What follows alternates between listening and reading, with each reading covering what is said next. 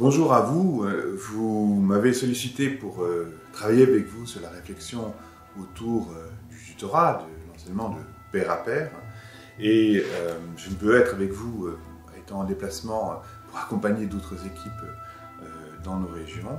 Donc l'idée est venue de faire une vidéo, elle vaudra ce qu'elle vaudra. Je ne parle pas très directement ici au nom d'une direction centrale qui décréterait telle ou telle pratique. Non, ce n'est pas le propos. Je voudrais éclairer votre réflexion à partir de travaux qui ont été menés depuis des années avec André de Peretti. Nous avons fêté son 100e anniversaire cette année, mais aussi à partir des travaux que nous avons faits sur le métier d'enseignant et les compétences pour enseigner, et c'est des travaux constamment renouvelés et constamment actualisés, et aussi avec un éclairage international autour de la grande transformation, à savoir qu'est-ce qui change quand ça change, qu'est-ce que l'éducation est en train de vivre en ce moment comme révolution.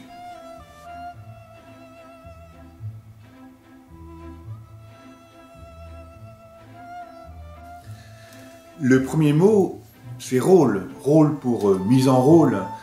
Mise en rôle comme cette image que j'ai choisie, j'espère amusante pour vous, d'œufs qui se ressemblent peu ou prou en forme, en couleur, mais l'intérêt des œufs n'est pas qu'ils restent œufs, mais qu'on en fasse des omelettes.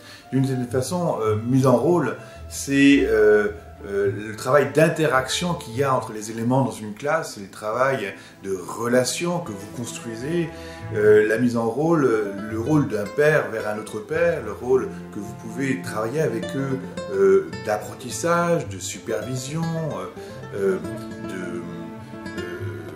d'appui, de valorisation, et déjà beaucoup plus que s'ils étaient des éléments séparés et convergeant uniquement vers la parole ou le travail du maître. La mise en rôle ne fonctionne aussi que si les rôles sont suffisamment variés, c'est-à-dire que le rôle de pair à pair est un rôle parmi les autres, que finalement nous inscrivons dans une pédagogie des rôles, comme André de Peretti le signale, et il souhaite le passer à tous les enseignants de la Terre.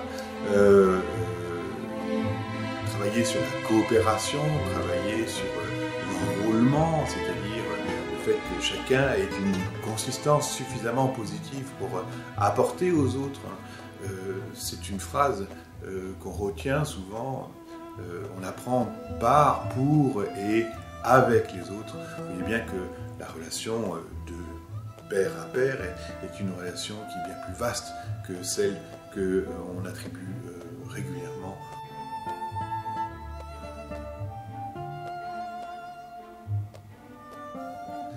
Variété des rôles, non seulement plusieurs rôles, c'est-à-dire que le pair à pair ne fonctionnerait dans une classe ou dans un groupe plus grand que la classe que s'il y a d'autres rôles tout aussi actifs, que cela fasse système, que ce soit à la fois une ambiance et une façon de mener la classe. Et il y a, avec André, on l'a signalé, on l'a repéré dans les pratiques directement, plus d'une cinquantaine, presque, voire même d'une centaine de rôles possibles, entre les rôles de communication, d'organisation, d'enseignement précisément, mais aussi de direction, de contrôle, d'évaluation. L'enseignant peut être vraiment organisateur de ces rôles-là et organisateur des relations d'apprentissage précisément dans la classe. Mais variété des rôles, mais aussi variété dans le rôle que vous assignez. C'est-à-dire que l'enseignement de pair à pair n'est pas un enseignement, forcément. Vous construisez, vous initiez, vous facilitez cette relation entre un père et un autre père, un camarade et un autre camarade du même âge. Il pourrait être d'âge différent aussi, vous le faites aussi. Et ce qui apparaît à la lumière de l'expérience, c'est que en mettant deux jeunes ensemble, il n'y a pas un seul rôle, un seul domaine. Donc il y a une variété de domaines aussi que vous travaillez et qui sont travaillés Donc ça peut être vraiment du soutien scolaire ponctuel sur quelque chose, une matière, une difficulté particulière, mais bien souvent à travers le contenu passent aussi d'autres choses plus fines, plus processuelles, plus efficaces aussi, qui vont renforcer du domaine, on va dire, socio-cognitif, aussi du domaine de l'estime de soi, de la reconnaissance, de la possibilité de s'autoriser finalement à aller plus loin, de se projeter, de se reconnaître, de répondre à d'autres questions. Vous voyez bien que dans la relation se travaille bien souvent autre chose que ce que l'on croit. Donc il faut travailler avec cela, sur cette variété requise, non seulement des rôles, mais aussi des domaines dans les rôles.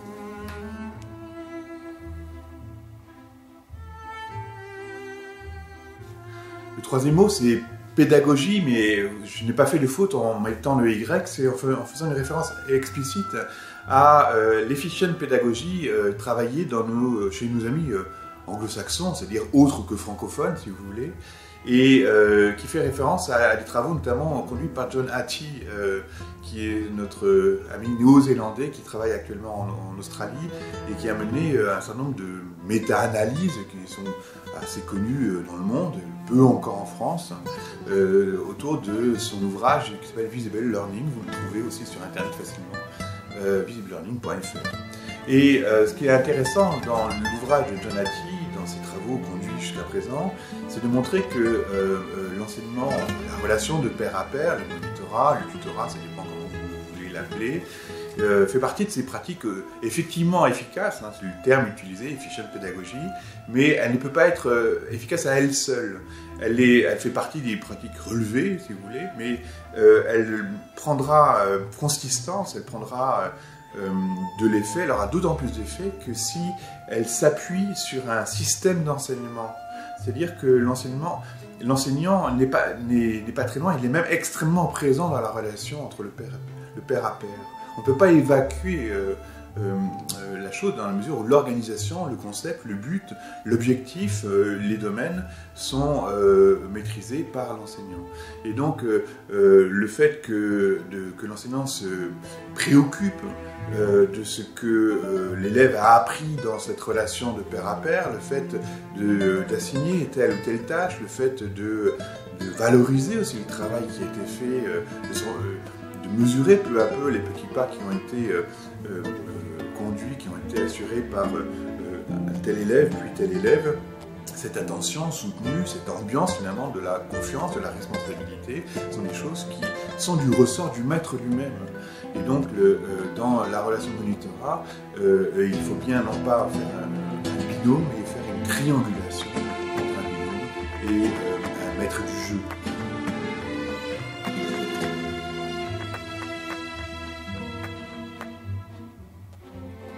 Le quatrième mot est le mot accompagnement. C'est un mot un peu magique, une valise, je dirais aussi attracteur étrange. Tout le monde accompagne, tout le monde dit qu'il accompagne quelque chose. Et ici, on se met en situation de faire qu'un élève, un jeune, peut accompagner un autre jeune. C'est le mot intéressant. Accompagnadium, c'est un mot médiéval, en diable. C'est un mot qui dit qu'on partage du pain, on partage de l'alimentation, hein, c'est ça. C'est du cum panagium, mais aussi avec le ad qui donne la direction, un cheminement. C'est quelque chose de durable. Ça veut dire que la relation de pair à pair est quelque chose qui est un dispositif de travail qui s'installe sur une durée courte ou moyenne. En tout cas, pas pour une seule fois simplement. Elle est négociable, c'est une relation qui peut commencer, mais aussi se finir. Donc elle n'est pas assumée, prescrite pour une année scolaire forcément. En tout cas, il faut la réguler, on y reviendra. Et ce mot d'accompagnement, il est aussi important dans la mesure où dans toutes les relations à autrui, dans tous les métiers qui s'occupent de la relation à autrui, un précepte revient très régulièrement, il faut en parler ici. On peut accompagner que si on est soi-même accompagné.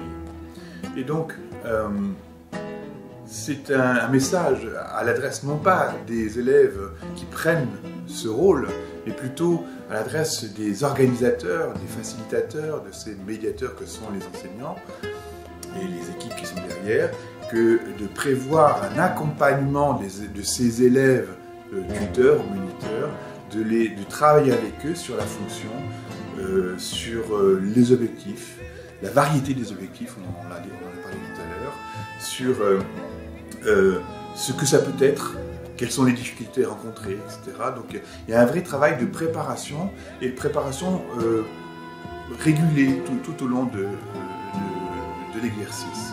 C'est comme ça qu'on apprend, on apprend par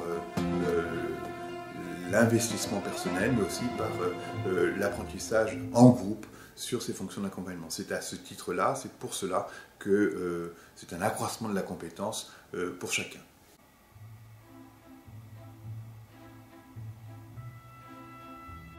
Le cinquième mot vient rapidement, c'est le mot de réguler, régulation, c'est-à-dire que de la même façon qu'on fait un investissement dans la formation des élèves, de ceux qui apprennent, de ceux qui vont accompagner, il est extrêmement important de travailler sur une autre boucle qui est, on pourrait le dire, de l'évaluation, mais non pas que vous seul, enseignant, maître du monde, vous puissiez évaluer qui a bon ou qui a tort, mais d'associer à l'évaluation du dispositif, à l'évaluation de votre dispositif, du monitorat, très clairement les élèves. Les élèves, puisque vous les jugez dignes d'avoir un rôle positif, un rôle important, un rôle difficile, il faut aller jusqu'au bout et leur dire, plus que leur dire, leur signifier que leur point de vue va être important et pris en compte dans la régulation du dispositif, dans l'évolution du dispositif. Évolution, évaluation, on est dans ce même registre. Et donc le travail d'évaluation est d'abord un travail de consultation, à la fois de ceux qui en bénéficient, mais aussi de ceux qui sont acteurs de ce monitorat, consultation écrite, sous forme de 4 questions. Qu'as-tu appris en faisant cela? Qu'est-ce qui t'a permis de mieux apprendre? Qu'est-ce qui t'a fait difficulté? Qu'est-ce qui t'a empêché d'apprendre? Et quel est le conseil que tu pourrais donner à tes maîtres, à tes enseignants pour faire évoluer la chose? Donc 4 questions très simples, les réponses sont très libres, très ouvertes, et vous serez toujours étonné de la qualité et de l'expertise de vos élèves. Donc 5 mots simples: rôle, mise en rôle, variété, accompagnement, régulation, pédagogie. 5 mots qui font système, et j'espère qu'ils seront utiles pour la suite de vos travaux. À très bientôt.